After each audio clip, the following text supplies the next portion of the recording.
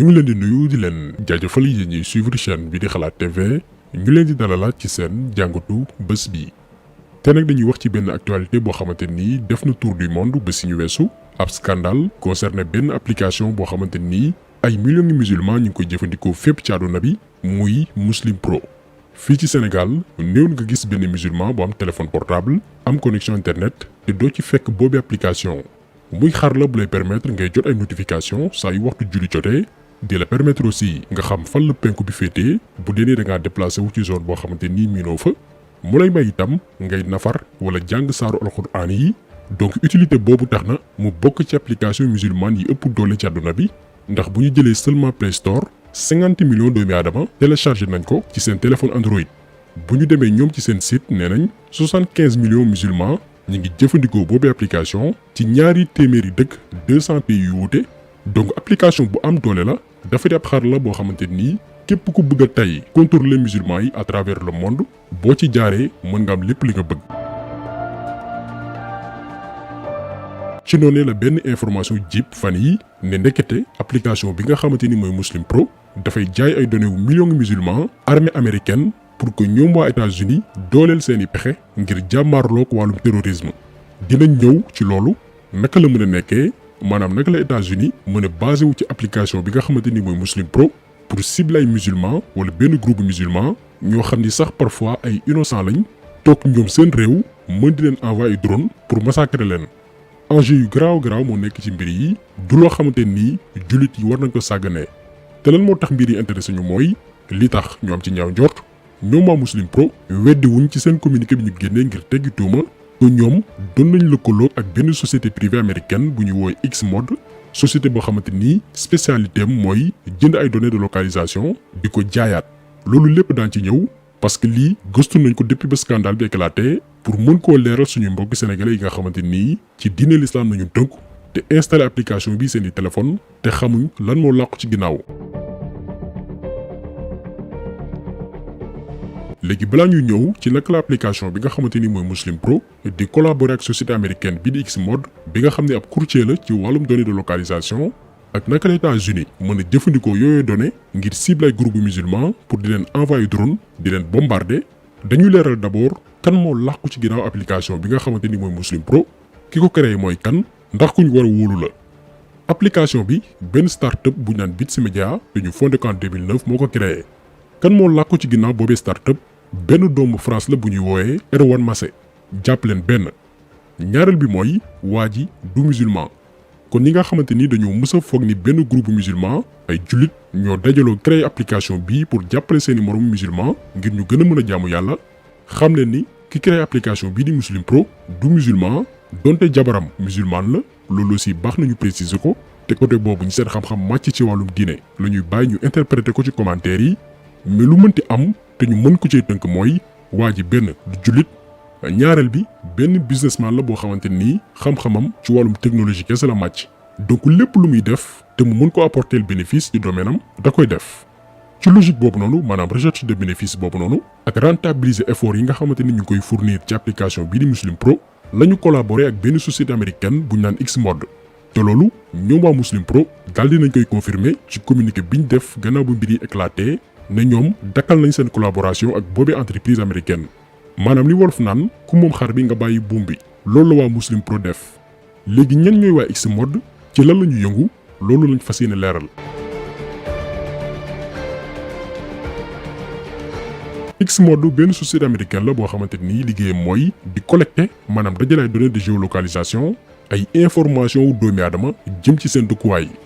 benn courtier la boo xamante ni day jënd ay données personnelles ci ay éditeurs d'application ñiy defar application ñiy jëfandikoo suñu téléphone di ko jaay ay entreprise pour seeni campagne de communication et de commerce mais aussi di ko jaay ay gouvernement jëm ci anam gi ñuy doxalee seeni réew ñoom lii mooy seen liggéey. société bii mooy collaborer ak waa Muslim Pro léegi nag lan moo tax ñoom ñu choisir Muslim Pro lu sabab loolu parce que application bii lépp lu ñu soxla ci ñoom domaine bi ñuy yëngu muy wàllum données de géolocalisation Muslim Pro am nañ ko te li ci gën a intéressant mooy application la boo xamante ni musulman yi kese moo ko tax jóg ndax boo jëlee application bi dañ lay demander nga may leen ñu accéder ci sa localisation maanaam yow xam fan nga féetee parce que loolu moo leen di permettre ñu mën laa wax fan la penku bi féetee booy julli waaye itam mën laa xibaar heure julli yi. donc millions ngi doomi aadama yi jëfandikoo application bi yépp te ñuy ay jullit ñoom waa Bits Media xam nañ fi ñu dëkk maanaam yow mi koy jëfandikoo xam nañ yaa ngi ban pays xam nañ yaa ngi ban région xam nañ département bi nga nekk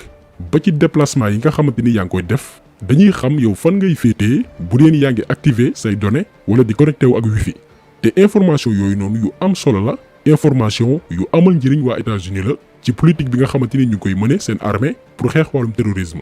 ci loolu la ñuy ñëw parce que États-Unis ci boppam ñoo wax ni ñoom dañuy jënd ay données personnelles jëm ci wàllum localisation dépensé nañ ci des milliers de dollars au mois d'avril pour ne dañuy xeex wàllum terrorisme.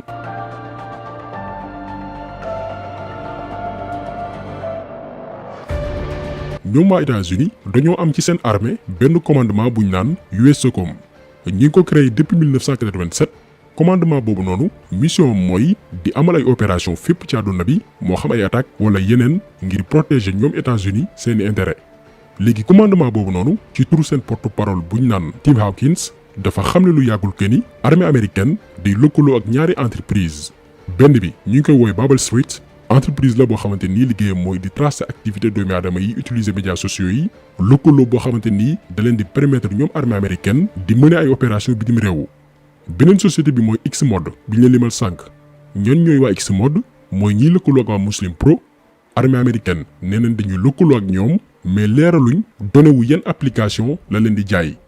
États-Unis ba tey ci cadre major Tim Hawkins di porte-parole commandement bi nga xam ne mooy USSOCOM nee nañ dépensé nañ au mois d'avril bi ñu weesu $90,000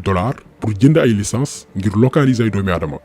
léegi nag dañuy ñëw ci lan moo tax États-Unis mise ci genre données yooyu noonu ngir jàmmaarloog mbirum terrorisme bi nga xamante ni ñoom dañ ko jël rek jagleel ko musulman yi.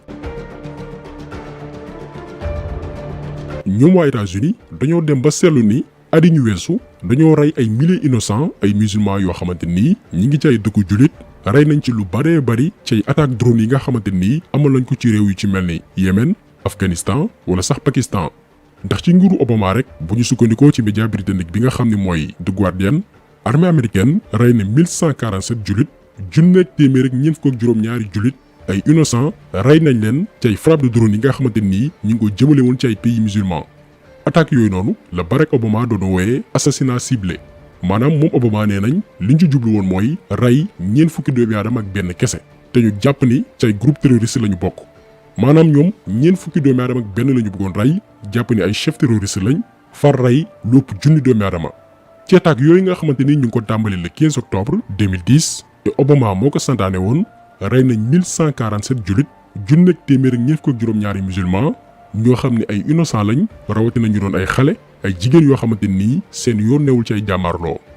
léegi loolu moo tax États-Unis nee nañ ngir bañ a juumati ci doomi aadama yi ñuy rey ci dëkku musulman yi moo tax ñu ne ñu jënd ay données de localisation ba bu ñuy ciblé benn nit wala ay chef ñi nga xamante ni ñoom la ñuy dippee ñoom terroriste ñu mën a xam exactement yow ban bërëb nga nekk ban quartier nga féetee ba bu ñuy bombarder zone boobu noonu ak ay drone mën laa atteindre. te bu dee ni loolu kese lañ ci jublu ñoom waa États-Unis ñun ñëpp xam nañ ni Muslim Pro mooy application bi gën a efficace ndax mboolem doomi aadama yi koy utiliser tey musulman ku ci ne waxuma réew bi nga féetee mais même quartier bi nga dëkk sa emplacement wu kër ñoom dañ koy localiser. léegi ku ci nekk mën nga def sa propre interprétation. Muslim Pro weddi wuñ ni doon nañ lëkkaloo ak société américaine bi nga xam ne mooy Xmode benn ñoom waa Xmode te seen activité mooy jënd ay données di ko jaayaat te du n'importe quelle donnée ay données de localisation lay doon ñoom waa Xmode partenaire rek ak armée américaine ñaar ñetteel bi mooy ñoom waa armée américaine weddi wuñ ni dañuy jënd ay données de localisation ngir mën a tracer jullit bu dee ne dañ leen ciblé ngir nee nañ xeex lu jëm ci terrorisme. kon ku ne mën nga tirer sa bopp conclusion ndax objectifu vidéo bi mooy rapporter mbir yi nu mu demee ak relation bi dox diggante Muslim Pro ak société américaine bi nga xam ne mooy Xmode te ñuy jaay armée américaine ay données de localisation bu ci noppee nag bàyyi ku nekk interpréter ko. en tout cas ñun ñii di wax ak yéen ba mbir yi éclaté ba ñu gëstu ko ci lañ désinstallé application bii di Muslim Pro ndax dafay lakkem du lakke bañ a dugal sa loxo moo gën. application bi moom képp kuy musulman war nga ko moytu bés ni ki tey ndax même bu dul dara sax même buñ la ciblé wul yow mi nga xam ne yaa ngi koy jëfandikoo te nekk Sénégal jàppal ni ñi ngi jëfandikoo application bii di ci ciblé yeneen pays musulman di ci bombardé ay innocents yoo xamante ni ñoom seen yónneewul ci wàllum guerre di ci rey ay xale di ci rey ay jigéen di ci rey ñi nga xamante ni dañu néew doole loolu rek mat na bàyyi xel kon jàngatu tay bi loolu woon ñu ngi leen di gërëm di leen jaajëfal di leen di daje incha allah beneen yoon ci beneen jàngat jaa ngeen jëf